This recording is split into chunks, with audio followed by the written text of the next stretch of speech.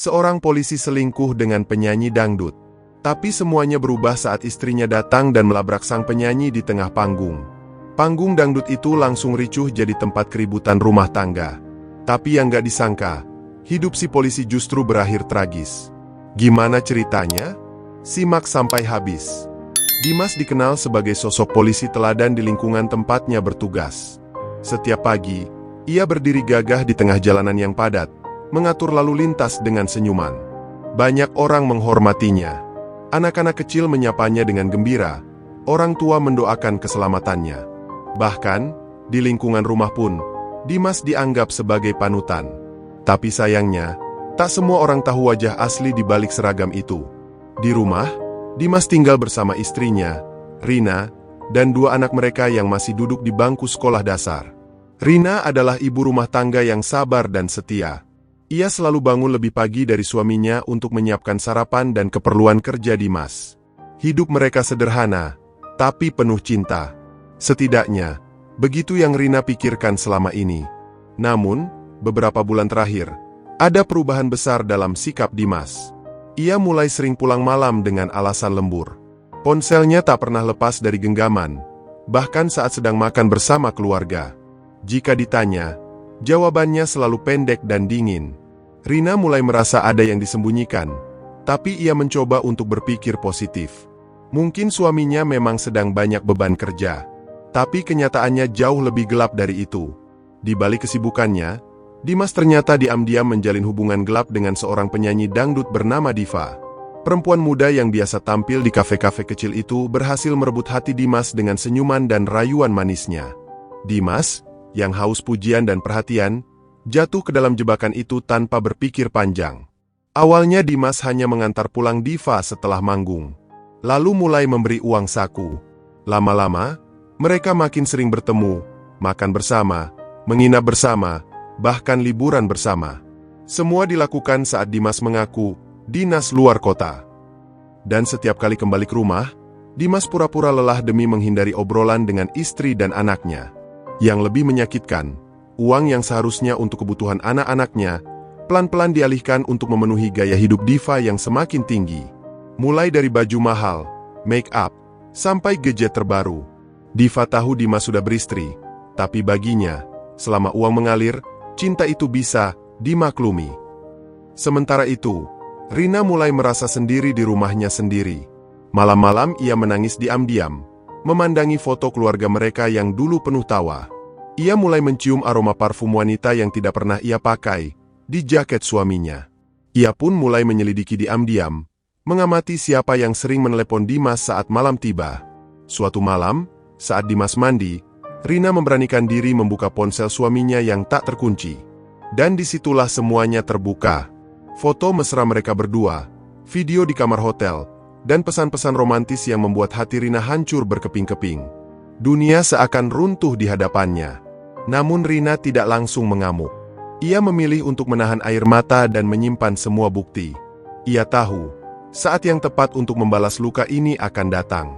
Ia bukan wanita lemah seperti yang Dimas kira. Ia hanya sedang menyusun langkah. Dan hari itu sebentar lagi tiba. Dimas tak pernah tahu bahwa langkah kecil yang ia anggap sebagai hiburan sementara, itu akan menghancurkan seluruh hidupnya. Ia tidak sadar bahwa permainan yang ia mulai sendiri akan berakhir sebagai mimpi buruk yang tidak bisa ia hentikan. Sejak menemukan bukti perselingkuhan suaminya, Rina menjadi lebih tenang, tapi dingin. Ia tidak lagi bertanya kenapa Dimas pulang malam. Ia tidak lagi mengingatkan soal uang belanja yang mulai terlambat. Dalam diam, ia mulai menyusun strategi. Ia tahu, jika ingin membuka aib suaminya, harus dilakukan di waktu yang tepat dan di tempat yang tidak bisa dibantah. Sementara itu, Dimas makin terlena dalam pelukan Diva. Ia merasa hidupnya kini lebih berwarna. Diva selalu menyanjung dan memanjakannya. Bagi Dimas, itu adalah pelarian dari kehidupan rumah tangga yang menurutnya membosankan. Ia lupa bahwa wanita yang menemaninya dari nol adalah Rina, perempuan yang dulu rela menjual perhiasan demi membantunya masuk sekolah polisi. Suatu malam, Dimas pamit kepada Rina bahwa ia akan dinas luar kota selama 2 hari. Rina hanya mengangguk pelan dan tersenyum tipis. Tapi malam itu juga, Ia membuntuti suaminya secara diam-diam dengan motor pinjaman milik tetangga. Nalurinya sebagai istri tidak meleset. Dimas sama sekali tidak pergi dinas. Ia justru masuk ke sebuah hotel kelas menengah bersama Diva. Dengan tangan gemetar, Rina merekam semuanya dari kejauhan. Ia menahan air mata, bukan karena sakit, tapi karena tidak percaya lelaki yang selama ini ia hormati bisa sejahat itu. Setelah dapat cukup bukti, ia langsung pulang. Tapi ia belum selesai. Ia ingin lebih dari sekadar video. Ia ingin membuka topeng suaminya di depan orang banyak. Keesokan harinya, Rina mendapat informasi bahwa Diva akan manggung di sebuah kafe malam di pinggir kota. Ia pun datang ke sana, membawa ponsel dan keberaniannya. Saat Diva naik atas panggung dan mulai bernyanyi, Rina berdiri dari kursinya dan berjalan mendekat, hingga semua mata tertuju padanya. Dengan suara lantang, Rina memanggil nama Diva. "Mbak Diva." Nikmat yang merebut suami orang. Semua penonton terdiam. Diva terkejut. Suaranya langsung sumbang dan berhenti bernyanyi. Rina pun melanjutkan, "Kalau butuh uang, kerja yang halal. Jangan ambil dari istri dan anak orang." Para pengunjung mulai berbisik-bisik, dan beberapa mulai merekam kejadian itu dengan ponsel mereka. Diva mencoba membela diri, tapi Rina sudah menunjukkan video mesra dirinya bersama Dimas. Bukti tak bisa dibantah. Suasana makin panas. Salah satu pengunjung kafe bahkan mengenali Dimas sebagai polisi di wilayah mereka. Seketika itu juga, nama Dimas mulai jadi bahan gunjingan. Video pertengkaran itu viral keesokan harinya. Judul-judul seperti, "Polisi ketahuan selingkuh, istri sah labrak pelakor di kafe," muncul di berbagai akun media sosial gosip. Komentar pedas membanjiri akun pribadi Dimas dan Diva. Tidak butuh waktu lama, atasan Dimas pun memanggilnya ke kantor. Rina mengirim semua bukti ke institusi tempat Dimas bekerja. Ia tidak lagi punya rasa kasihan. "Kalau kamu berani hancurkan keluarga kita, aku pun berani hancurkan hidupmu," ucap Rina dalam hati. Dimas kini mulai panik. Dunia yang dulu ia nikmati bersama Diva, berubah menjadi bara yang siap membakarnya habis. Dan inilah awal dari kehancuran hidup Dimas. Satu demi satu, semua topeng mulai jatuh. Kini, ia tak bisa lagi lari dari kenyataan bahwa semua akan dibayar lunas, termasuk pengkhianatan. Malam itu, suasana di kafe berubah tegang. Diva berdiri kaku di atas panggung, tak lagi bernyanyi, melainkan menatap tajam ke arah Rina yang kini berdiri di depannya. Para pengunjung mulai ramai, sebagian merekam, sebagian lagi bersorak, menyemangati Rina. Bagi mereka, ini bukan hanya drama, tapi bentuk perlawanan seorang istri yang dikhianati. Rina tidak hanya melabrak Diva dengan kata-kata, tapi juga menunjukkan bukti di depan umum. Ia mengangkat ponselnya tinggi-tinggi, memperlihatkan foto dan video mesra antara Dimas dan Diva. Semua terpampang jelas, dari pelukan di kamar hotel hingga makan malam romantis yang mereka habiskan bersama. Diva panik. Ia mencoba merebut ponsel itu, tapi Rina lebih sigap. "Aku nggak peduli kamu siapa, penyanyi terkenal atau bukan. Kamu sudah hancurkan rumah tangga aku. Kamu rampas ayah dari anak-anakku," teriak Rina sambil menangis, tapi tetap berdiri tegar. Para pengunjung terdiam, banyak yang mulai bersimpati. Bahkan ada yang meneriakkan, "Hajar pelakornya, Bu!" Diva hanya bisa menunduk, wajahnya merah padam. Manajer kafe mencoba melerai, tapi semua sudah terlambat. Video kejadian itu sudah tersebar kemana-mana. Di TikTok, Instagram, bahkan grup WhatsApp ibu-ibu komplek. Nama Diva langsung jadi trending, bukan karena suaranya, tapi karena status barunya, pelakor. Keesokan harinya, Dimas datang ke kantor polisi dengan wajah muram. Atasannya sudah menunggunya di ruang pimpinan. "Ini apa, Mas Dimas? Video kamu viral. Kamu mencoreng nama institusi," bentak sang atasan sambil melemparkan berkas laporan yang dikirim Rina. Dimas hanya bisa tertunduk, tak bisa berkata-kata. Rina memang tidak tinggal diam. Setelah melabrak Diva, ia langsung menuju kantor tempat suaminya bekerja. Ia membawa bukti lengkap, rekaman, foto, dan pesan mesra mereka berdua. Ia meminta agar institusi mengambil tindakan tegas atas perilaku suaminya. "Saya sudah cukup sabar. Tapi sebagai istri, saya punya hak untuk mendapatkan keadilan," ucap Rina penuh keberanian. Dimas akhirnya dipanggil untuk sidang etik internal. Hasilnya jelas, Ia dianggap melanggar kode etik sebagai anggota kepolisian. Dengan berat hati, pimpinan mengeluarkan surat pemberhentian tidak hormat. Dalam sekejap, jabatan yang ia banggakan selama bertahun-tahun hilang begitu saja. Dimas resmi dipecat. Tidak hanya itu, Rina juga menggugat cerai. Ia tidak ingin hidup bersama pria yang sudah mengkhianati cintanya. Di pengadilan, Rina menang dan mendapatkan hak asuh penuh atas anak-anak mereka. Dimas kini benar-benar kehilangan segalanya: pekerjaan, istri, dan keluarga. Saat keluar dari pengadilan, Dimas berdiri sendiri, menatap kosong ke depan.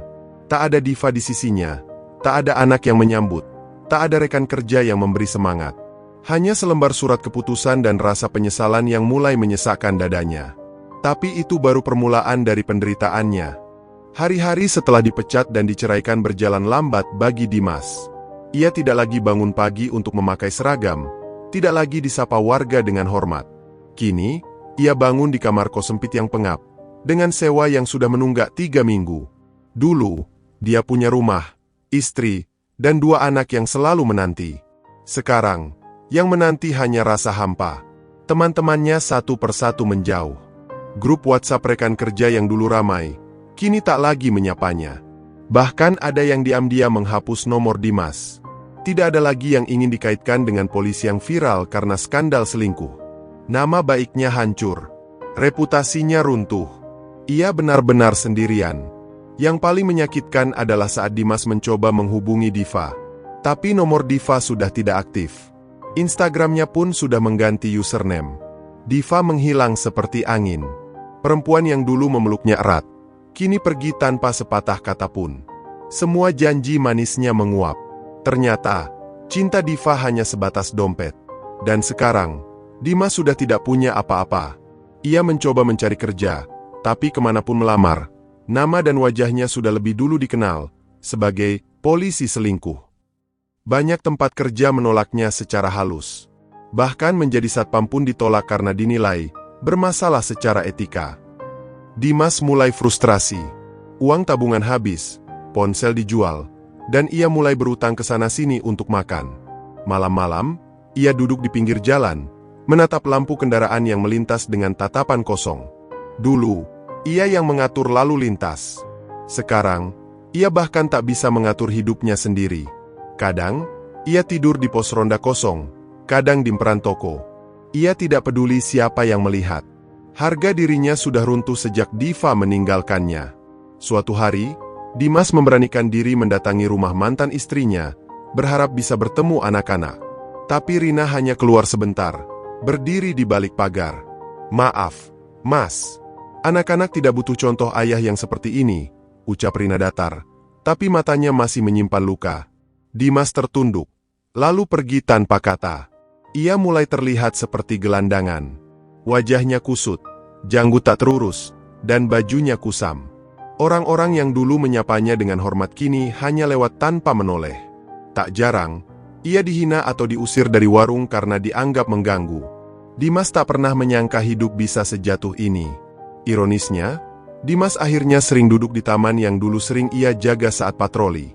Ia duduk di bangku kayu tua, memandangi anak-anak kecil yang bermain. Hatinya remuk saat membayangkan anak-anaknya sendiri, yang kini tumbuh tanpa kehadirannya. Dan semua ini, ia sadari, adalah akibat dari perbuatannya sendiri. Kini, tak ada lagi yang bisa ia salahkan. Tidak Rina, tidak Diva, tidak atasannya. Dimas hanya bisa menatap langit malam dan bertanya dalam hati, apa semua ini pantas? Tapi jawabannya selalu sama, ya. Karena inilah hasil dari mengkhianati orang yang paling tulus mencintainya. Hari demi hari berlalu, dan hidup Dimas makin terpuruk. Badannya mulai kurus, wajahnya pucat, dan ia sering terlihat duduk termenung di bawah jembatan layang dekat pasar. Orang-orang yang lewat hanya menggelengkan kepala, sebagian iba, sebagian merasa puas melihat kejatuhan seorang pria yang dulu mereka hormati. Tapi tak ada yang benar-benar peduli. Suatu sore, saat hujan deras mengguyur kota, Dimas berlindung di emperan toko kosong. Badannya menggigil, bajunya basah kuyup. Ia batuk-batuk keras, tapi tidak ada yang menoleh. Sambil memeluk tubuhnya sendiri, ia menatap ke jalan, berharap ada orang yang menyapanya, atau sekadar menawarkan segelas teh hangat. Tapi tak ada. Ia benar-benar sendirian. Di tengah kehancurannya, Dimas mulai teringat masa lalu, saat Rina selalu menyambutnya pulang dengan senyum dan teh manis hangat. Saat anak-anaknya melompat kegirangan karena dibelikan mainan murah dari pasar. Semua itu kini tinggal kenangan. Semua yang ia korbankan demi cinta sesaat, telah hilang tak bisa kembali. Suatu malam, Dimas memberanikan diri datang ke masjid. Ia tidak salat, hanya duduk di tangga, mendengarkan suara adzan yang menggema. Air matanya jatuh perlahan. Hatinya terasa kosong.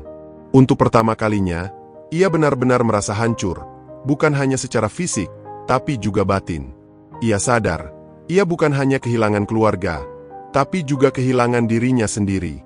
Beberapa hari kemudian, seorang pemuda pengurus masjid melihat Dimas dan mendekatinya. "Pak, nggak apa-apa? Mau makan? Sini ikut saya," katanya dengan ramah. Dimas sempat ragu, tapi akhirnya mengikuti. Ia diberi makan, air hangat, dan sepasang baju bersih. Bagi Dimas, itu lebih berarti dari gaji berjuta-juta saat ia masih jadi polisi. Pemuda itu tak banyak bertanya, hanya tersenyum dan mengajak Dimas menginap di musola belakang masjid. Malam itu, untuk pertama kalinya dalam berbulan-bulan, Dimas tidur di tempat layak dan merasa tenang. Dalam diam, ia mulai berdoa. Suaranya lirih, tangisnya tertahan. "Tuhan, aku menyesal, sungguh aku menyesal." Keesokan paginya, Dimas membantu membersihkan halaman masjid. Walau masih lemas, ia bekerja dengan semangat. Setiap sapu yang ia ayunkan, terasa seperti penebus dosa. Setiap langkah kecilnya, seakan mendekatkannya kembali pada manusia yang dulu pernah ia tinggalkan, dirinya sendiri yang jujur dan sederhana. Beberapa warga mulai mengenalinya. Ada yang terkejut, ada yang mencibir, tapi juga ada yang bersimpati. "Mas Dimas, dulu kan polisi ya?" tanya seorang bapak tua. Dimas hanya mengangguk pelan. Ia tidak membela diri, tidak pula bercerita. Baginya, masa lalu cukup jadi pelajaran. Ia tidak ingin mencari pembenaran lagi. Ia mulai hidup dari sumbangan kecil dan pekerjaan serabutan di sekitar masjid. Membersihkan halaman, menjaga sandal saat Jumat, dan sesekali membantu di dapur umum. Dari situ, perlahan ia belajar arti ketulusan, sesuatu yang dulu ia abaikan demi kesenangan sesaat. Tapi penyesalan terbesar Dimas bukan kehilangan jabatan atau harta, melainkan karena ia menghancurkan hati orang yang paling mencintainya. Ia tahu, sekalipun bisa berubah, luka itu akan tetap ada. Dan itu akan menjadi beban yang ia bawa seumur hidup. Waktu terus berjalan. Rambut Dimas mulai memutih. Wajahnya terlihat lebih tua dari usianya. Tapi ia sudah tidak peduli. Ia kini hidup dengan sederhana, membersihkan masjid, membantu warga, dan tidur di ruangan kecil belakang musola. Walau hidupnya jauh dari kemewahan, hatinya mulai merasa damai. Tidak lagi dihantui kesalahan, tapi diselimuti penyesalan yang diterima dengan ikhlas. Suatu hari, seorang perempuan muda datang ke masjid sambil membawa 2 anak kecil. Dimas mengenal sosok itu dari kejauhan. "Rina." Ia berdiri diam, tak tahu harus lari atau menyapa. Tapi yang mengejutkan, Rina menghampirinya dengan mata berkaca-kaca. "Mas, aku dengar kamu tinggal di sini. Aku hanya mau bilang," anak-anak nanyain ayahnya. Dimas tak mampu berkata apa-apa. Hanya air mata yang mengalir deras di pipinya. Ia berlutut, lalu memeluk kedua anaknya yang kini tumbuh besar. Mereka memandangnya bingung, tapi hangat. Rina pun tak banyak bicara. Ia tahu, luka di hatinya mungkin belum sepenuhnya sembuh. Tapi melihat Dimas yang berubah total membuatnya luluh. "Mas, aku nggak bisa balikan. Tapi aku juga nggak tega anak-anak kehilangan ayah selamanya. Datanglah sesekali, asal kamu benar-benar sudah jadi pribadi yang baru," ucap Rina perlahan. Dimas mengangguk dengan tangan gemetar. Ia sadar, kesempatan kedua ini bukan untuk dirinya, tapi untuk anak-anak yang berhak punya sosok ayah yang lebih baik. Sejak saat itu, Dimas mulai berusaha jadi panutan. Ia mengajar anak-anak mengaji di musola, memperbaiki mainan rusak anak kampung, dan memberi nasihat pada remaja yang mulai nakal.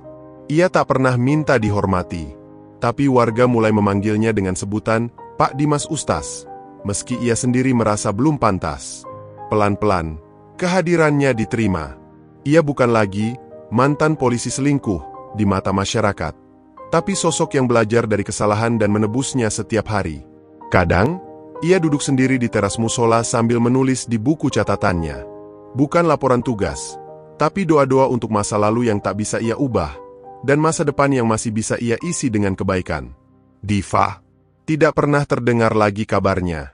Ada yang bilang ia pindah kota, ada yang bilang menikah dengan pria kaya lain. Tapi Dimas tidak lagi mencari tahu. Ia sadar, tidak semua cerita perlu penutup bahagia. Ada yang cukup ditinggalkan sebagai pelajaran, agar tidak terulang. Kini, hidup Dimas bukan tentang status atau gaji, tapi tentang kesempatan untuk menjadi manusia yang lebih baik. Ia sadar, kepercayaan yang hancur sulit kembali utuh. Tapi dengan ketulusan, kadang luka bisa berubah menjadi pelajaran paling berharga dalam hidup. Dan bagi kamu yang sedang menonton cerita ini, ingatlah satu hal, jangan pernah sia-siakan orang yang benar-benar mencintaimu. Jangan rusak keluarga hanya karena godaan sesaat. Karena ketika semuanya pergi, kamu akan tahu bahwa yang paling berarti seringkali adalah yang paling kamu abaikan. Kalau kamu suka cerita ini, jangan lupa tekan like, tulis pendapatmu di kolom komentar, dan subscribe channel ini supaya kamu gak ketinggalan kisah inspiratif lainnya. Sampai jumpa di cerita selanjutnya, hanya di Kisah Tentram.